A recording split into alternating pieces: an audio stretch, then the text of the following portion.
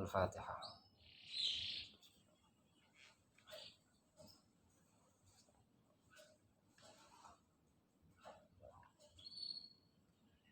Bismillahirrahmanirrahim. Qala al-muhaddits rahimahullahu taala wa nafa'ana bihi wa bi ulumihi wa ulumikum fid dharain amin. Saderenge tak waos hadis saya mau sedikit bercerita tentang dawuh Nabi. Wah, Nabi itu pernah dawuh majelis ilmu itu raudhah min riyadil jannah, termasuk taman-taman surga. Majelis ilmu ngaji itu raudhah min riyadil jannah, termasuk taman surga. Sehingga kalau dibayangkan ya sejuk, enak dan seterusnya.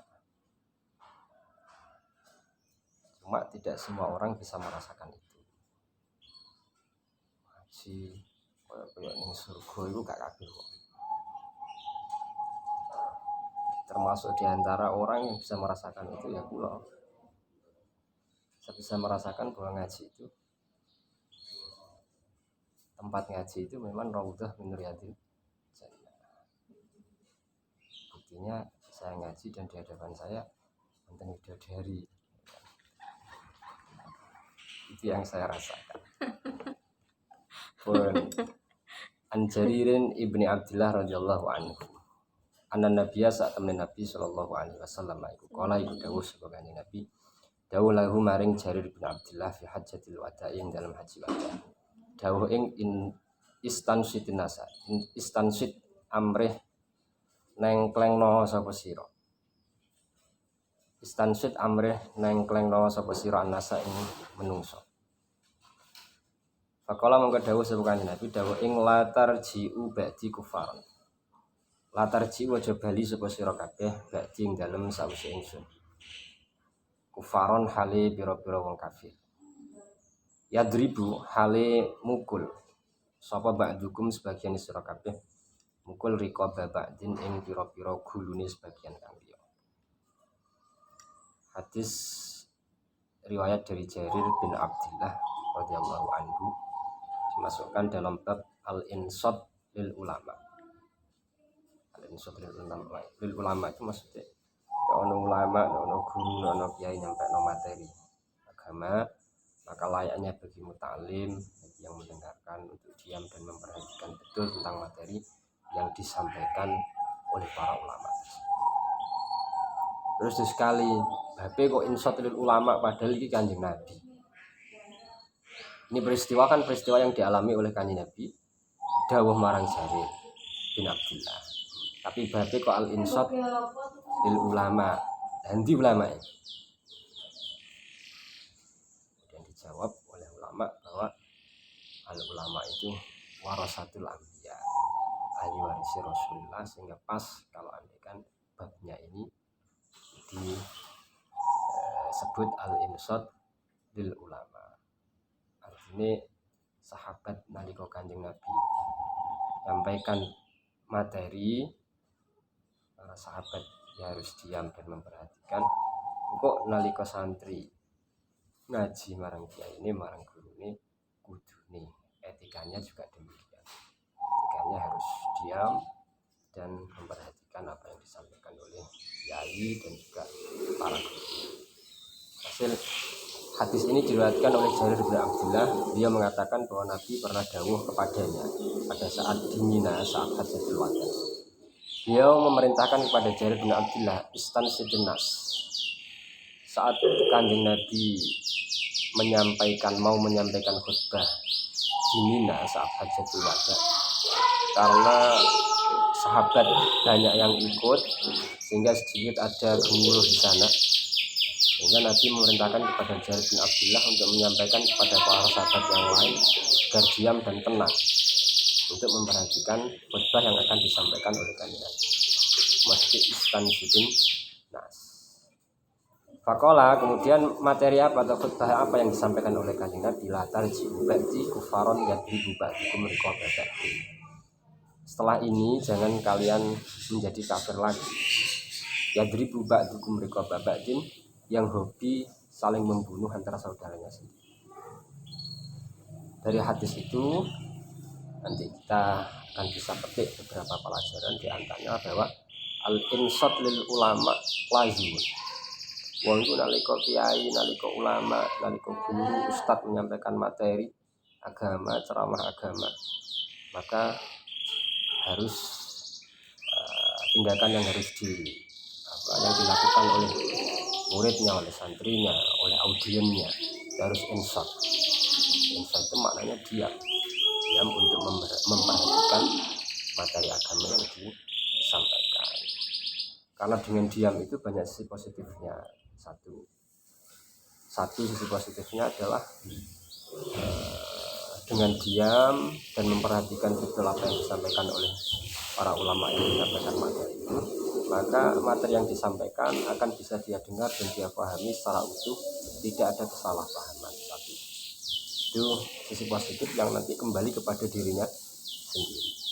Yang kedua, kalau orang itu saat gurunya, saat kiainya menyampaikan materi kepadanya, dia mau diam, tenang, maka ada sisi positif yang nanti dirasakan oleh orang lain juga. Di antaranya apa? Dengan diam berarti tidak akan menimbulkan taswis terhadap santri yang lainnya. Wong nalika ngaji wong akeh siji ono sing rusak, engko meraman liyane ya melu usrep. Yang lain sing asale meneng ya terganggu dengan kegaduhan yang ditimbulkan. Yang ketiga, wong ku nek diulang kok meneng perhatian, ayo ngergani sing mulang. Ya dikane murid, dikane santri, kudu iso ngergani sing mulang. Nek sampai rame, iki indikasi kalau dia tidak menghargai guru yang telah mengajarnya. Nek wis ono indikasi seperti itu, jangan-jangan nanti ndadekno godoke ya ini godoke guru. Nek wis gurune godhok, ya ini godhok, duka iki jenis. Dawuh yang disampaikan oleh Kanjeng Nabi, la tarji'u ba'di kufaron yadribu ba'dukum riqaba ba'din. Itu khutbah yang disampaikan oleh Kanjeng Nabi. Maksud dari hadis itu bagaimana? Ulama menyebutkan ada banyak tafsiran sebenarnya tentang hadis tersebut. Tapi yang lebih mendekati benar, yang dimaksud dengan hadis itu adalah bahwa Kanjeng Nabi itu melarang para sahabat untuk kembali lagi kafir. Itu maksudnya adalah jangan sampai kamu sekalian meniru perilaku orang-orang kafir yang yadribu ba'dun riqaba ba'din.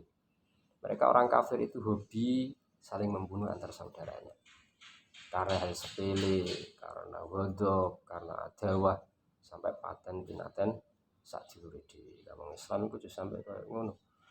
Dilarang oleh Kanjeng Nabi, aja sampai kowe iku paten pinaten karo dulur dhewe sapa artine padha Islame iku aja sampai. Iki penggaweane wong kafir.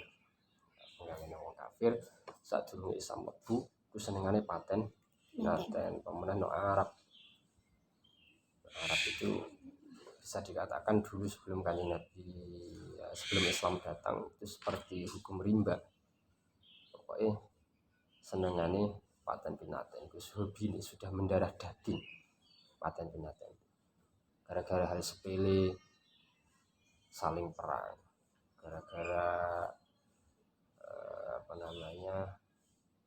kelaparan nyerang suku sing di bondo akeh lah sampai itu. Hasil hukum rimba berlaku di sana.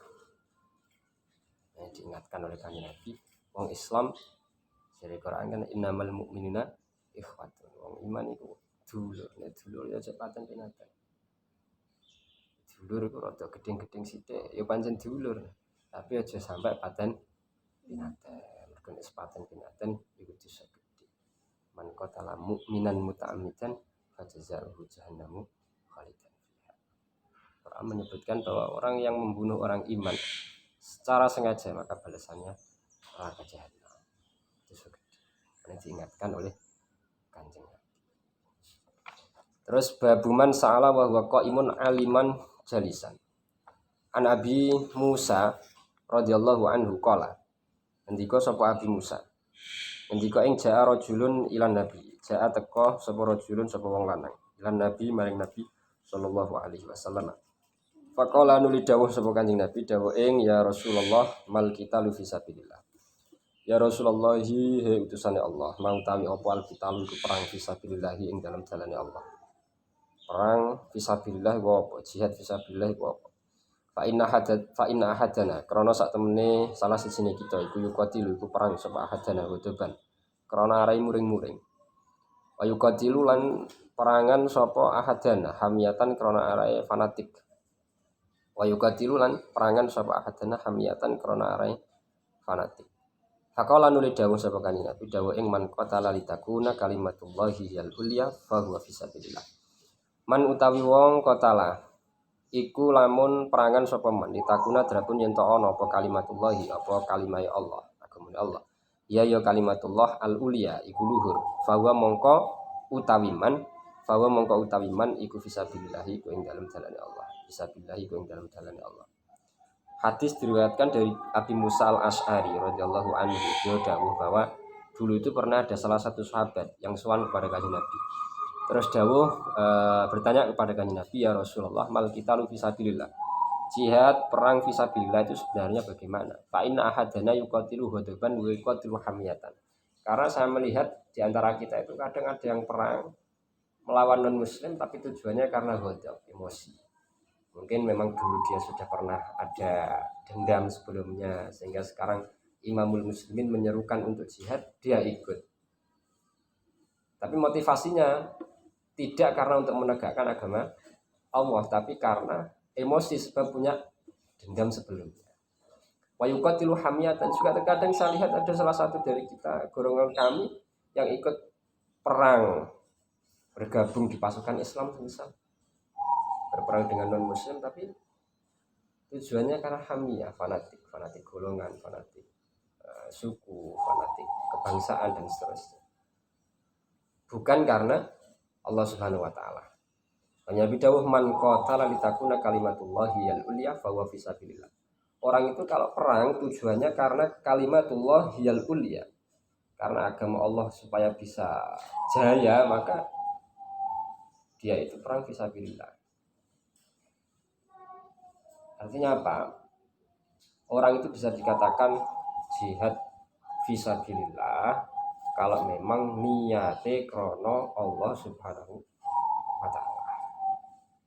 Nah, dari sini kemudian timbul perbedaan pendapat ulama juga gini. Apakah harus murni karena litakuna kalimatullahi yal ulya ataukah bisa juga didomplengi dengan yang lain? Sebagian ulama menyatakan ya harus murni.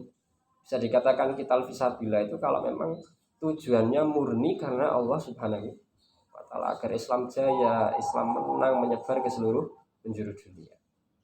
Sebagian yang lain tidak harus begitu. Yang penting al-ba'is al-awwal, motivasi pertamanya itu adalah litakuna kalimatullahi yal ulya. Di tengah-tengah itu kok ada niatan yang lain, itu tidak menjadikan tidak masalah. Tidak masalah, sehingga orang itu tetap diarani perang fisabilillah. Contoh, motivasi saya sebenarnya ikut perang itu dari awal memang litakuna kalimatullahi yal ulya demi agama. Tapi pada saat saya melihat bahwa musuh di hadapan saya itu adalah orang yang dulu pernah mencaci maki saya dan seterusnya, sehingga saya punya dendam memang sebelumnya. Akhirnya tak enggokno. Di dalam hati saya itu kemudian emosinya bukan karena agama, tapi emosinya adalah karena melihat dia adalah orang yang sering menyakiti saya. Nah, ini tidak masalah karena ba'is awal, motivasi awalnya adalah litakuna kalimatullahi yal ulya. Tapi seorang ulama sing awal mau ya nggak bisa. Qital fisabilillah itu harus litakuna kalimatullahi yal ulya faqat. Nggak boleh dicampur dengan yang lain. Dia dicampur karena berarti orang qital fisabilillah. Sing longgar, sing kedua ini. Itu yang penting ba'is awalnya adalah litakuna kalimatullahi yal ulya. Nah, ini lebih mirip dengan masalah ikhlas itu. Ikhlas itu kan begitu. Kita melakukan ibadah tapi ada campuran qasdu dunyawinya. Itu kan sebagian ulama mengatakan tidak masalah, yang penting yang dominan adalah karena Allah Subhanahu wa taala. Contoh begini, saya pergi haji. Tujuan saya yang melakukan haji. Tapi juga ada tujuan lain, keluarga aku pengen bisnis. Saya sambil bawa komoditi dagangan saya di Indonesia untuk saya perjualbelikan di Makkah semisal. Nah itu wong sing tujuan loro mau iso untuk ganjaran dialani ikhlas apa ora. Itu sebagian ulama kan mentafsir. Ya dilihat dulu dominan yang mana, qasdud dunyawina ataukah qasdud dininya. Kalau yang dominan adalah qasdud dini, maka orang itu bisa tetap mendapatkan pahala. Tapi kadar pahalanya ya sesuai dengan kadar qasdunya. Maka qasdud dininya itu 60%, sedangkan qasdud dunyawinya 40%, berarti ganjarannya ya untuk 60%. Tapi tidak menuntut kemungkinan dia tetap mendapatkan pahala. Untuk surah itu terus mulai awal sampai akhir lagi iso diarani ikhlas gak ganjaran, tidak bisa seperti itu. Misal begini, sholat, orang itu sholat itu dari awal dia ikhlas, rakaat pertama ikhlas, tapi rakaat kedua timbul riya sampai rakaat keempat, maka ya tetap diarani ikhlas, cuma ganjaran ikhlasnya musak.